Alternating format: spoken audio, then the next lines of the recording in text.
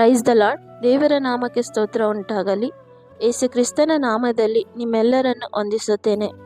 ನಾವು ಈ ದಿನ ಧ್ಯಾನ ಮಾಡಿಕೊಳ್ಳುವ ಸ್ತ್ರೀಯರು ಯಾರೆಂದರೆ 10 ಮಂದಿ ಕನ್ಯೆಯರ ಕುರಿತು. ಮತ್ತಾಯ 25ನೇ ಅಧ್ಯಾಯ 1ನೇ ವಚನದಿಂದ, ಆಗ ಪರಲೋಕ ರಾಜ್ಯವು ಆರತಿಗಳನ್ನು ತೆಗೆದುಕೊಂಡು ಮದಲಿಂಗನನ್ನು ಎದುರುಗೊಳ್ಳುವುದಕ್ಕೆ ಹೊರಟಂತ 10 ಮಂದಿ ಕನ್ಯೆಯರಿಗೆ ಹೋಲಿಕೆಯಾಗಿದೆ. ಅವರಲ್ಲಿ 5 ಮಂದಿ ಬುದ್ಧಿ ಇಲ್ಲದವರು, 5 ಮಂದಿ ಬುದ್ಧಿವಂತೆಯರು. ಆಮೆನ್. ಯೇಸುಕ್ರಿಸ್ತನು ಈ ಅಧ್ಯಾಯದಲ್ಲಿ ಪರಲೋಕದ ರಾಜ್ಯದ ಕುರಿತು ಹೇಳುತ್ತಿದ್ದಾರೆ.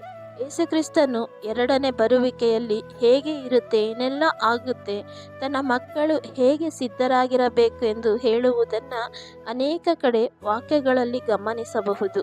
ಅಂದರೆ ಅಂತ್ಯ ದಿನಗಳಲ್ಲಿ ನಡೆಯುವ ಕಾರ್ಯಗಳ ಕುರಿತು ದೇವರು ಹೇಳಿರುವುದನ್ನು ವಾಕ್ಯಗಳಲ್ಲಿ ನಾವು ನೋಡಬಹುದು ಪ್ರಿಯರೇ.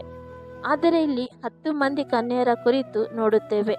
5 ಮಂದಿ ಬುದ್ಧಿ ಇಲ್ಲದವರು, 5 ಮಂದಿ ಬುದ್ಧಿಯುಳ್ಳ ಸ್ತ್ರೀಯರು. ಆಮೇನ್. 5 ಮಂದಿ ಬುದ್ಧಿ ಇಲ್ಲದವರು ಅಂದರೆ ರಕ್ಷಣೆ ಹೊಂದಿಕೊಂಡು ಕೂಡ ಹೇಗೆ ಬೇಕೋ ಹಾಗೆ ಜೀವಿಸುವಂಥ ಜನರಿಗೆ ಹೋಲಿಕೆಯಾಗಿದೆ.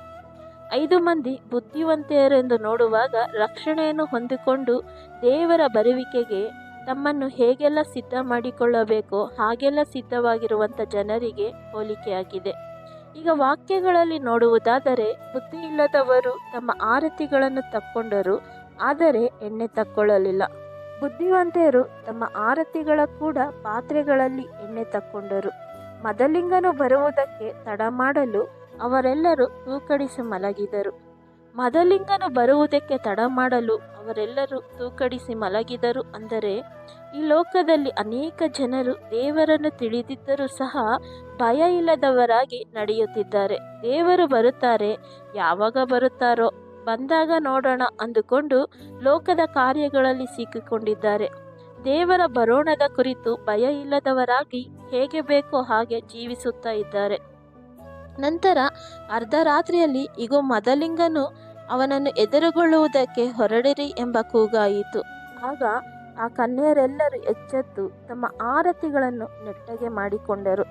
ಅರ್ಧರಾತ್ರಿಯಲ್ಲಿ ಇಗೋ ಮದಲಿಂಗನು ಅವನನ್ನು ಎದುರುಗೊಳ್ಳುವುದಕ್ಕೆ ಹೊರಡಿರಿ ಎಂಬ ಕೂಗಾಯಿತು ಅಂದರೆ, ಕರ್ತನು ಬರುವ ದಿನಗಳಲ್ಲಿ ಹೇಗೆ ಇರುತ್ತದೆ, ಆದರೆ ಆತನನ್ನು ಎದುರುಗೊಳ್ಳುವುದಕ್ಕೆ ನಾವು ಹೇಗೆ ಸಿದ್ಧರಾಗಿದ್ದೇವೆ ಎಂದು ನಮ್ಮನ್ನು ನಾವೇ ಪರೀಕ್ಷಿಸಿಕೊಳ್ಳಬೇಕು.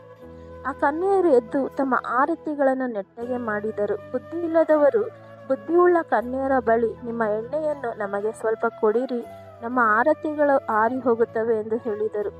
ಬುದ್ಧಿ ಇಲ್ಲದ ಕನ್ಯೆಯರು ಪೂರ್ತಿಯಾಗಿ ಸಿದ್ಧವಾಗದೆ ಇರುವುದನ್ನು ನೋಡುತ್ತೇವೆ. ಅಂದರೆ ಎಣ್ಣೆಯನ್ನು ತೆಗೆದುಕೊಳ್ಳದೆ ಬರೀ ಆರತಿಗಳನ್ನು ತೆಗೆದುಕೊಂಡು ಬಂದಿರುವುದನ್ನು, ಅವರಲ್ಲಿರುವಂಥ ಅಸಡ್ಡೆಯನ್ನು ನೋಡಬಹುದು. ರಕ್ಷಣೆ ಹೊಂದಿಕೊಂಡರೆ ಸಾಕು, ಲೋಕದಲ್ಲಿ ಹೇಗಾದರೂ ನಡೆಯಬಹುದು ಎಂದು ಕೆಲವು ಜನರು ಇರುತ್ತಾರೆ. ಆದರೆ ರಕ್ಷಣೆಯ ಜೊತೆಯಲ್ಲಿ ಆತನ ಮಾರ್ಗದಲ್ಲಿ ನಡೆಯುವುದನ್ನು ಸಹ ಕಲಿಯಬೇಕು ಪ್ರಿಯರೇ. ಆತನ ಬರೋಣಕ್ಕೆ ಸರಿಯಾಗಿ ಸಿದ್ಧರಾಗಿರಬೇಕು ದೇವರ ಮಕ್ಕಳೇ. ಬುದ್ಧಿ ಇಲ್ಲದವರು ಬುದ್ಧಿಯುಳ್ಳ ಕನ್ಯೆಯರ ಬಳಿ ಎಣ್ಣೆಯನ್ನು ಕೇಳಿದಾಗ, ಬುದ್ಧಿಯುಳ್ಳ ಕನ್ಯೆಯರು, ನಿಮಗೆ ಕೊಟ್ಟರೆ ನಮಗೂ ಸಹ ಇರುವುದಿಲ್ಲ, ಅದರಿಂದ ಮಾರುವವರ ಬಳಿಗೆ ಹೋಗಿ ಕೊಂಡುಕೊಳ್ಳಿರಿ ಎಂದು ಹೇಳಿದರು. ಬುದ್ಧಿ ಇಲ್ಲದ ಕನ್ಯೆಯರು ಎಣ್ಣೆಯನ್ನು ಕೊಂಡುಕೊಳ್ಳುವುದಕ್ಕೆ ಹೊರಟಾಗ ಮದಲಿಂಗನು ಬಂದನು, ಸಿದ್ಧವಾಗಿರುವವರನ್ನು ಕರೆದುಕೊಂಡು ಹೋದನು. ಸಿದ್ಧವಾಗದೇ ಇರುವವರು ಬಂದು ಸ್ವಾಮಿಯನ್ನು ಕೇಳಿದಾಗ, ನೀವು ಯಾರು ಎಂದು ನಾನು ಅರಿಯೆನು ಎಂದು ಹೇಳಿದನು. ಪ್ರಿಯರೇ, ಎಣ್ಣೆಯು ಯಾವುದಕ್ಕೆ ಹೋಲಿಕೆಯಾಗಿದೆ ಅಂದರೆ, ನಮ್ಮ ಆತ್ಮಿಕ ಜೀವಿತಕ್ಕೆ, ನಮ್ಮ ಪ್ರಾರ್ಥನಾ ಜೀವಿತಕ್ಕೆ, ನಮ್ಮಲ್ಲಿರುವ ಪವಿತ್ರಾತ್ಮನ ಅಭಿಷೇಕಕ್ಕೆ ಹೋಲಿಕೆಯಾಗಿದೆ. ರಕ್ಷಣೆ ಹೊಂದಿರುವ ಪ್ರತಿಯೊಬ್ಬರೂ ಸಹ ಪವಿತ್ರಾತ್ಮನಿಂದ ತುಂಬಿರಬೇಕು.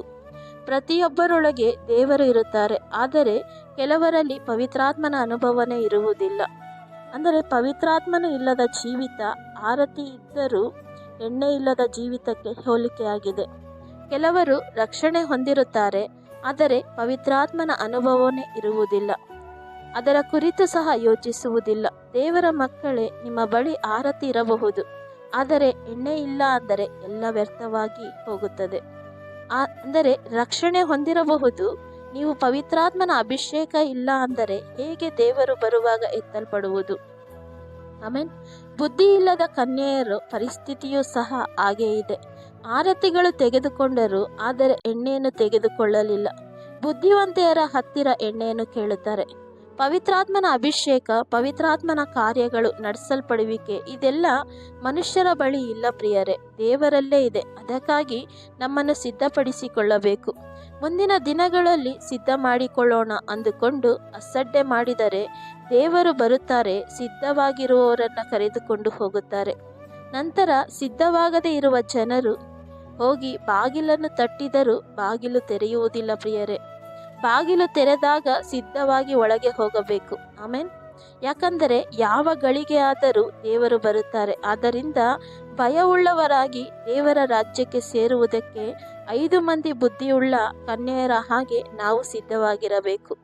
ಕಾಲವನ್ನು ಸುಮ್ಮನೆ ಕಳೆಯದೆ ಕರ್ತನು ಬರುವ ದಿನಕ್ಕೆ ಎಚ್ಚರಿಕೆ ಉಳ್ಳವರಾಗಿ ನಡೆಯಬೇಕು. ಆಮೇನ್. ಬುದ್ಧಿ ಇಲ್ಲದ ಹಾಗೆ 5 ಮಂದಿ ಕನ್ಯೆಯರ ಹಾಗೆ ನಡೆದರೆ ಈ ಕಡೆಯ ದಿನಗಳಲ್ಲಿ ಕೈಬಿಡಲ್ಪಟ್ಟವರಾಗಿ ಇರುತ್ತೇವೆ ಪ್ರಿಯರೇ.